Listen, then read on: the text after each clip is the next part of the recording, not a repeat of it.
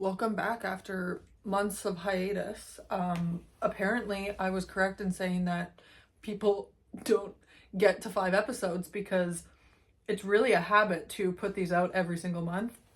And what ended up happening is a whole bunch of things, actually. One of them is my mom. My grandma passed away on my mom's side, so my mom's mom, which was a long time coming, but it was still, that was a lot because it was back home in Thunder Bay, so I couldn't go visit. I couldn't really do anything about it or see her, but trying to help my mom through that. And then also my mom got divorced, which my mom and my stepdad have been together since I was 10 years old. So he's been a part of my life and her life for 20 plus years. So it was quite an adjustment just to deal with that. And so it's been a process of me dealing with stuff in my personal life. And then on top of that, I got my first ever cease and desist letter, which I don't know how much I can say about a cease and desist letter. But it was interesting because it was my first, which I talked to some other content creators and they've gotten them before, but a lot of the times it's people in comment sections being like, I'm going to send you a cease and desist letter, or you get an email from like a random email and it's not actually a lawyer, but this one was actually presented by a lawyer. So I was quite surprised by that. But I guess that means it means something about content creation, I guess, in some capacity. So it's been a while and I want to get back to this, and I'm planning on releasing a new episode every single Monday. And somebody had left a comment a month ago, and I'm so sorry I've been MIA here, but especially with the potential TikTok ban, I'm going to be getting this more up and running. So one of the topic was the masses making influentials, anybody who puts out media of any kind in this case, responsible for telling other people's story because there doesn't appear to be anyone else to do so from their point of view. I find this to be an interesting topic, specifically in relation to politics.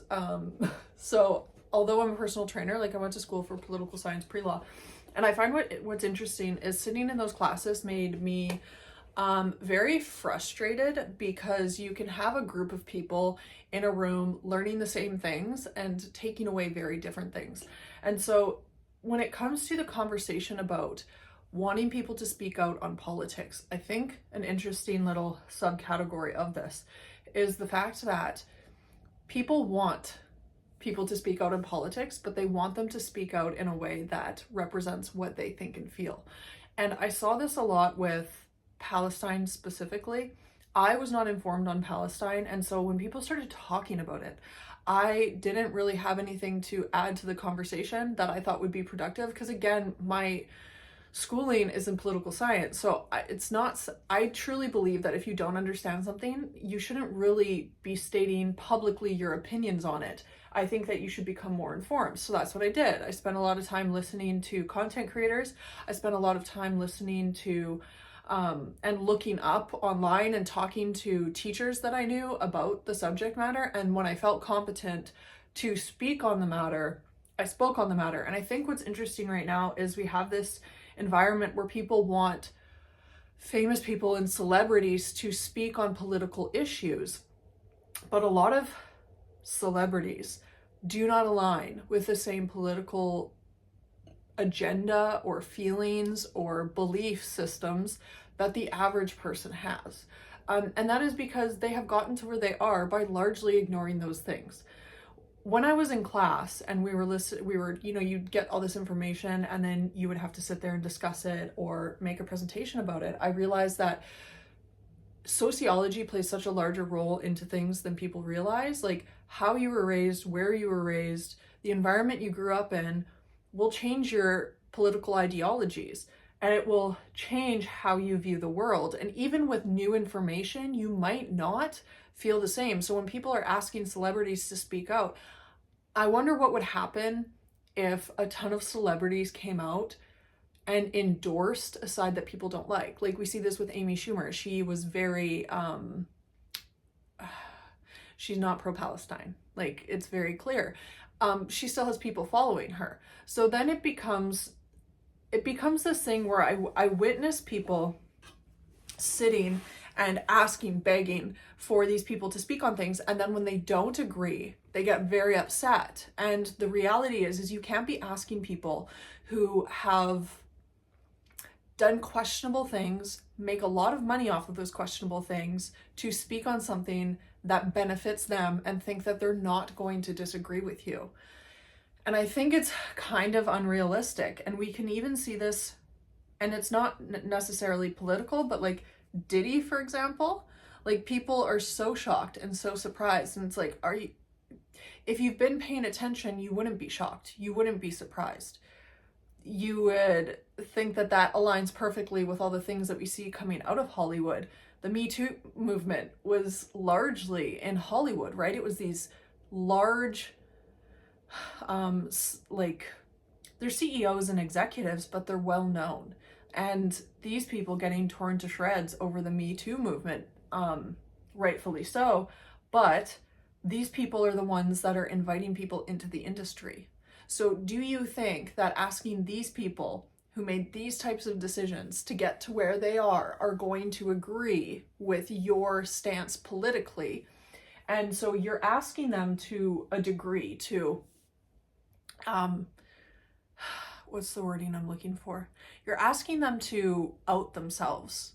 And that's kind of what some people want. They want these people to be outed so that they can, not follow them, not engage with them. But if you were paying attention to them as a person, you would already kind of know these things about them. And I guess, again, this leads back into the conversation about stupidity that I've had on another podcast, where it's like some people are just dumb and they don't have media literacy, so they need it spelled out for them. They need the influential people to come out and just blatantly say what they think and how they feel and their stance on topics, because they don't have the capability of watching someone's actions and what they're not saying to understand that those people don't align with them. Like, for example, when people get really upset about the Kardashians and really hate the Kardashians, and they're so adamant and they talk about it and they're like, they did this and they did this, and all I can just look at them and say, well, are you really surprised?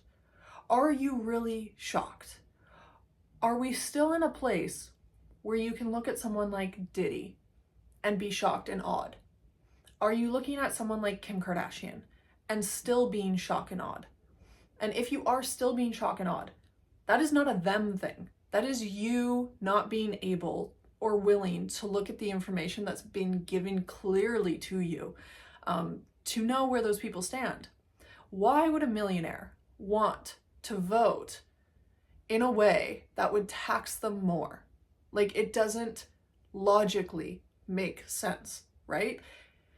So I have a hard time with this concept of looking to influencers, because influencers are very clear about where they stand. And if they aren't clear about where they stand, that makes it also very clear about where they stand, right? Like, if there's a ton of issues coming out, like, for example, the fitness industry, I've been part of like the fitness community. There's a reason that they don't talk about issues. It's because they're ill-informed. They're not educated. They might be smart when it comes to working out. They might be smart when it comes to creating content.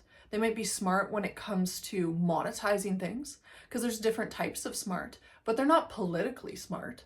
They are not educated in a way that they can give you an opinion that is going to be valuable to you as a consumer, as someone who's trying to gain knowledge and information. And there's a reason that all these fitness influencers never spoke about pro-Palestine. There's a reason that fitness influencers were never held accountable to speak on it, right? Like, you saw this cancellation happening across TikTok, looking at different large creators and asking them their stance and their opinion on something like Palestine and Gaza, and no fitness influencers, I think I saw one, talked about Palestine or Gaza, and their consumers of their content never looked at them for it. They never asked them for an opinion. And so I find what's interesting in this is, like, there's certain niches, there's certain categories of content creators that will never be asked their opinions or political stance on what they view or what they think. And with fitness in particular, they tend to lean pretty right wing. They tend to be pretty misogynistic. Now, not all, but if they're not speaking on these things, it's because they lean that way. And so I think as a content creator myself, I kind of look at it and go, if you haven't been able to figure it out on your own by watching these people, you consume hours and hours and hours of their content, you either lack media literacy or you don't really want to know, because they're making it pretty evident by what they're speaking about or what they're not speaking about. And what I find happening with like the super ultra mega stars, right? Influencers, famous people, is they do this thing where they get really, really famous and then they go into hiding. Nothing they say or do is ever taken really well. And the ones that choose to stay in the spotlight are doing so as a decision that they're making. The other ones are in hiding because they don't want the criticism. They don't want to have to share. They want their personal life to stay personal. They want their political opinions to not be considered in who they are as a famous person. And I think what's interesting when it comes to celebrities in this conversation of their influence and speaking on things is majority of them are so fucked up. Like you see Diddy, right? And then you see what it did to Usher. And then you see what it allegedly did to Justin Bieber. So you look at these people and you're like, well, they were making decisions, right? Justin Bieber had this huge phase where he was going around and I think he was toilet papering houses and like getting in trouble for driving fast. If I remember correctly, I wasn't really a believer, so I don't really remember everything he's ever done. I just remember there was a period of time where everyone was so angry towards him. And I just kind of see this happening over and over again, where celebrities are having these meltdowns over what's happening to them in private in these scenarios, because you have to think that in order to become a successful child star, you have to have a parent that's willing to throw you to the wolves. You have to have a parent that's willing to not watch you, not like majority of them, like when you look at them, Taylor Swift being kind of an exception. Her parents were super involved, as far as I'm aware, in what she was doing in her career. Whereas a lot of celebrities, that's not the case. Their parents were looking for a payout. Their parents were looking for a payday, and they were willing to do anything to make their kids famous.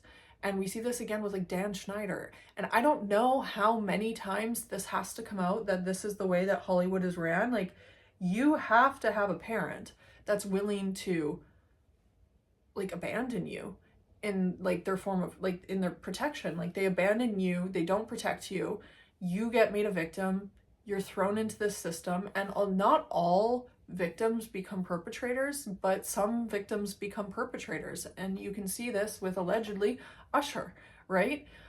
Or you get the opposite, which was Justin Bieber saying he wanted to protect Billie Eilish from what happened to him when he was young in the industry. And I think we see this over and over and over again. And then we expect these people to be able to speak on international topics. They run in different circles, their crowds are different, the rules are different. Money doesn't buy you happiness is something that rich people tell poor people to make them not care about the fact that they're poor. But when you get to a certain level of wealth, there's a certain level of depravity that goes on. And you know, I asked myself this question before in relations to dating men who have money. And I've asked other women around me this question when I was dating men who are very affluent. And I said, how much money is too much money?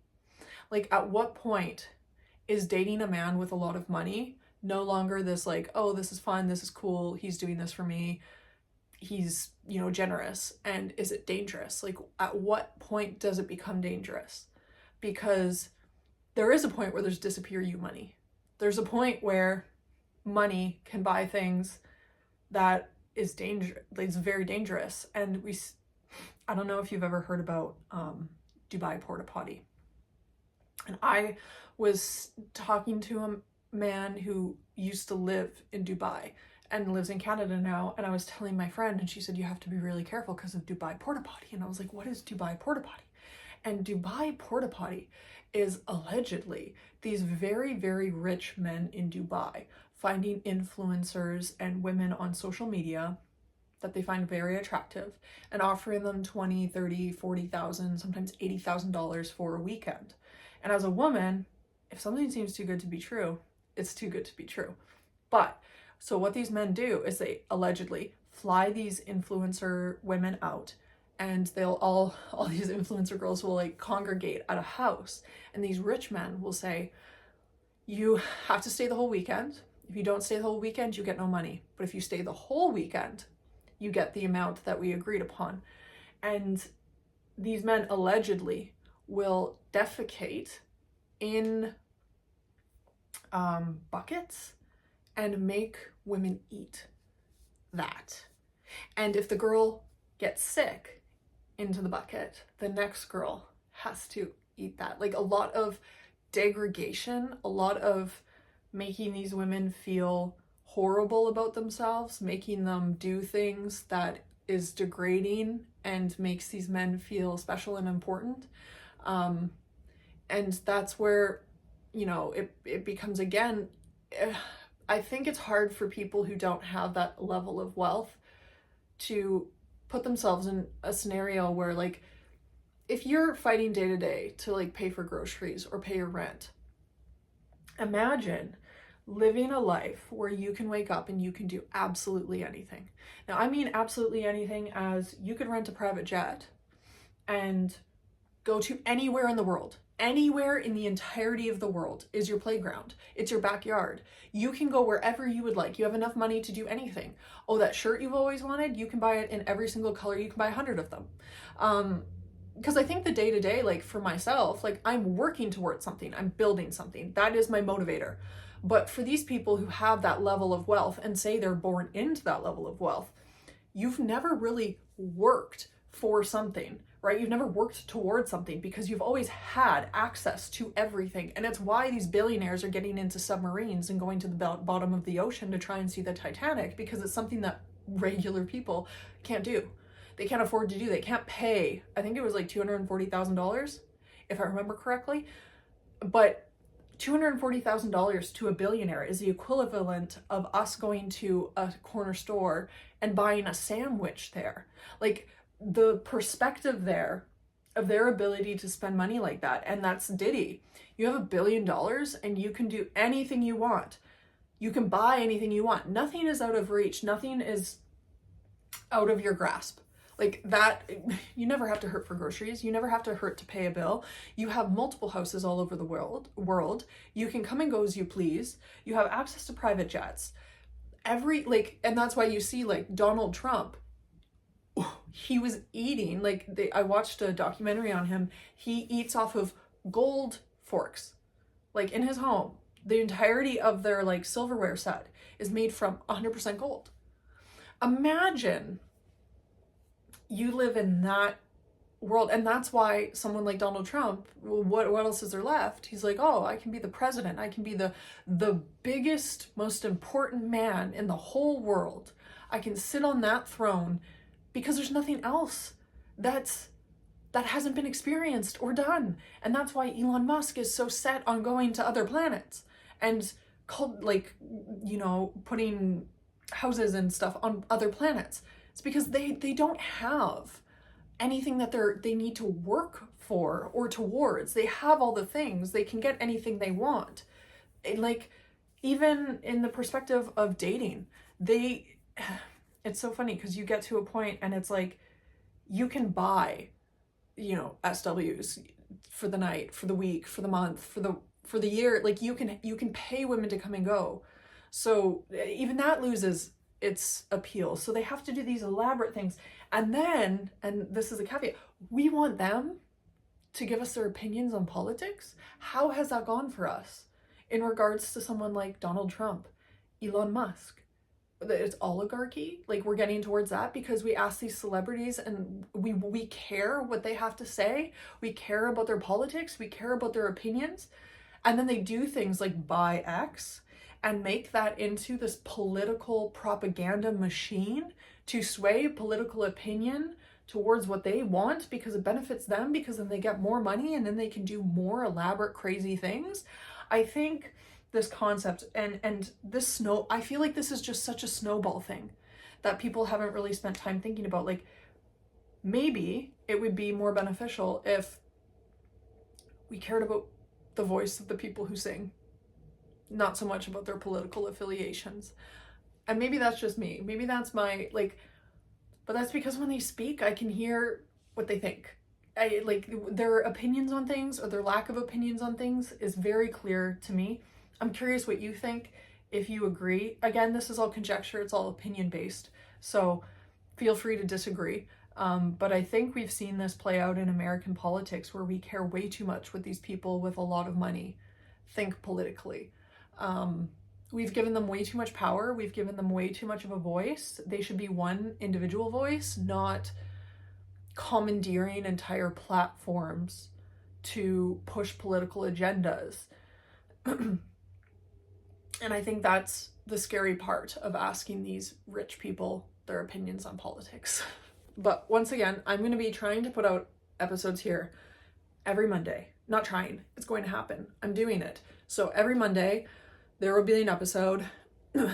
Everything has calmed down in my personal life, apparently. So that will be the goal. I'm going to be doing a challenge for starting in the month of January. And it's not going to be a challenge, it's for working out, but it's not going to be one of those ones where it's like, sign up for my ebook workout and then we're going to go to the gym. I'm going to be posting workouts and posting guides on how to do all these things throughout the month of January, because I know people try and get into their groove. I'm going to be explaining things, making things more accessible for people. That'll be on my TikTok and as well as my personal YouTube, which is just my first and my last name.